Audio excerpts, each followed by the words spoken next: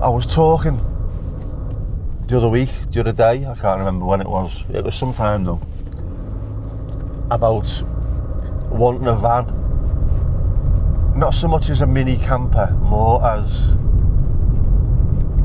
like a mobile YouTube creation station, so I can disappear places and then go and do a little bit of filming. It would need a bed in the back of it, because you can't exactly drive to Scotland from Southport, drive home and then drive back the following day. But I looked at like minivans,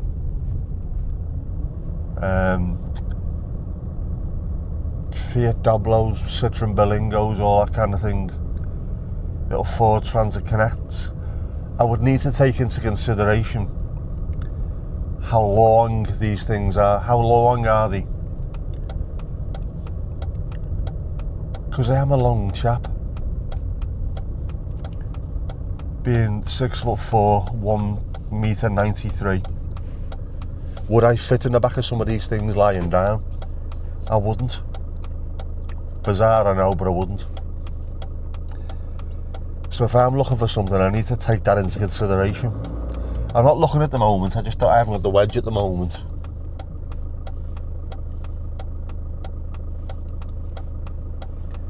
But how do you put that into like Auto Trader?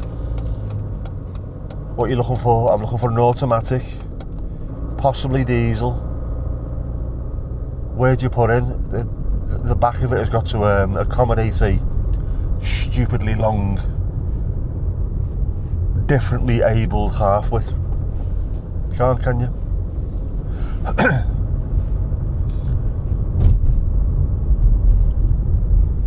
So then, am I stuck with using a certain type of van? Would it have to be a Volkswagen? Now your Volkswagen, it is your industry standard.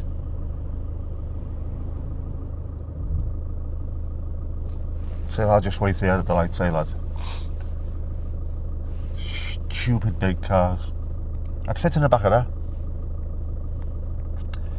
Yes.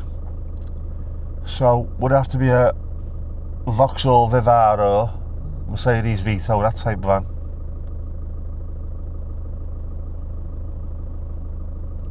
It's weird. But I could do with one. I love the idea of doing that. I know the UK are getting horrible, aren't they, about stealth camping and what have you. Don't know why they're getting so arsey about it. Certain councils have banned it completely. There's a good YouTube channel called By the Curb. There's a Yorkshire lad, and his missus is on there occasionally, and they like to go around in the motorhomey camper thing. And he was talking about it. Certain like parishes, certain seaside towns, you're not allowed to park up at all. And then the seaside town, the British seaside town, is dying on its arse, and these towns are saying no. Why? Southport seems to be alright with it. If you go to the prom, there's always motorhomes parked up. Now just think about it. If you can go somewhere, park up, and that is your base, you don't have to pay anything apart from like your overnight fees if you have to pay to display wherever it is. You're not paying for hundreds and hundreds of pounds of hotel fees and what have you.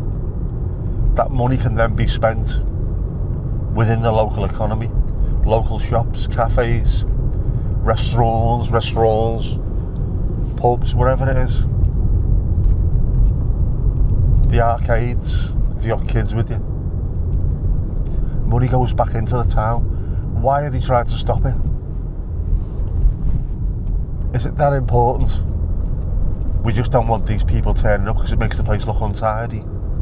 All these vans parked up on the side. Stupid. We need as many people as possible coming into these places, spending as much money as possible. And I heartily welcome yesterday's announcement from the Chancellor about trying to fund Southport Pier to get that open. These things need to be looked after. The British Victorian seaside town, it's part of our cultural heritage. Because I remember going to places when I was young, not just Southport, Llandudno, Prestatyn, Rhyl, Whitby, Redcar, all these places that were built around tourism, internal tourism. You didn't have people turning up who coming from France and Spain and Germany and what have you. The people that turned up at British seaside towns were Britishers. People in Liverpool would always go to North Wales. A lot of Manchester would go to Blackpool. It just made sense.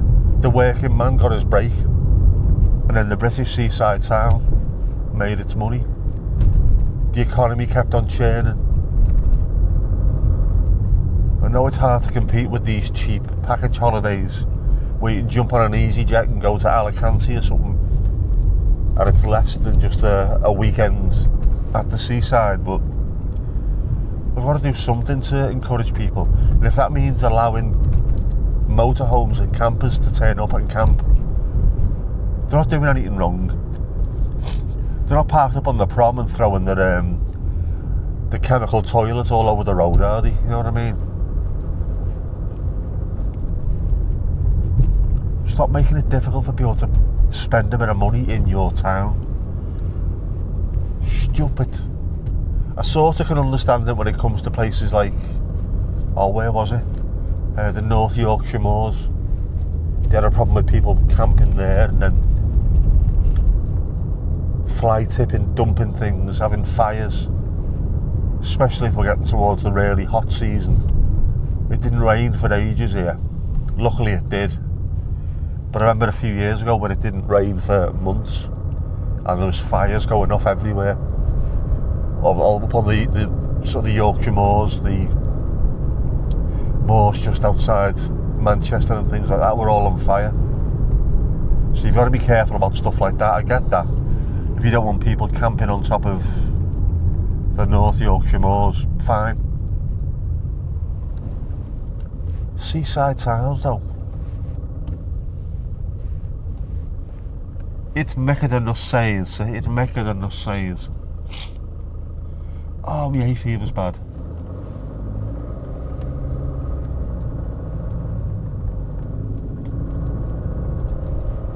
Get people go on the seaside, beside the sea. It's great, you know. I know I'm biased because I live here, but it's fantastic. It's different as well. You understand the language, you know the food, you know the beer. You might not have the same weather, but you know what it is. And some of these places are really pretty.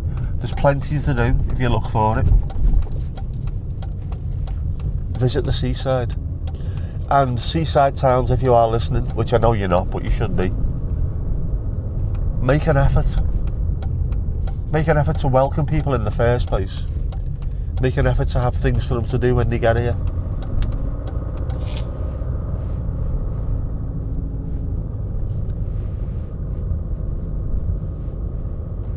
Doesn't have to be all whistles and bells, but things like having a pier, make sure it's open,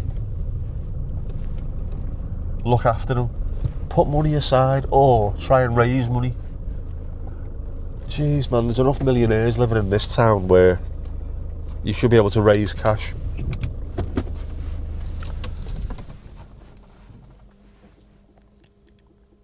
But it's nice, you know, it is, it's a lovely place. And it's not just Southport, there's loads of them. Loads of these towns are really nice. And they've all got their issues. Every single town and city in the UK has. In terms of unemployment and people with addiction issues and crime and what have you. Every single town does. But it's much easier to eradicate things like that when the town itself is thriving. It's the whole broken window thing, isn't it? That American, I can't remember the fellow who wrote the book, about a borough in New York. If one window was broken, the entire place descended into chaos. And just by cleaning things up and fixing a window, it kept it at a level where everything was fine. Crime dwindled, drug use dwindled, violence dwindled. It was better.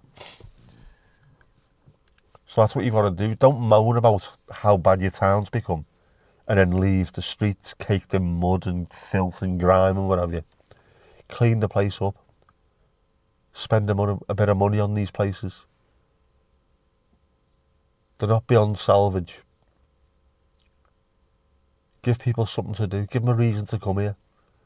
Genuinely, I love this town during the summer. I love it all year round, don't get me wrong, but there's something during the summer.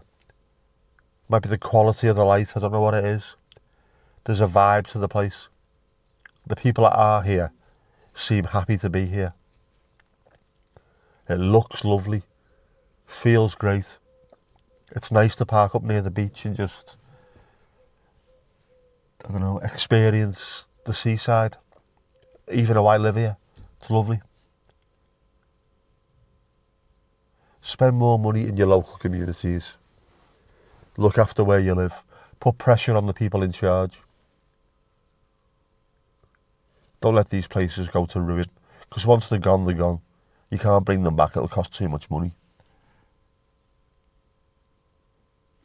Look after these beautiful grand hotels. Paint the ironwork, man. Lord Street in Southport is absolutely stunning. Huge wide boulevard that Napoleon III enjoyed so much. He used as his little template to rebuild Paris. That's how gorgeous it is. And then bits of the ironwork, which is absolutely amazing, by the way. It's rusting and scabby and looks horrible. Paint it. It's all it's going to take.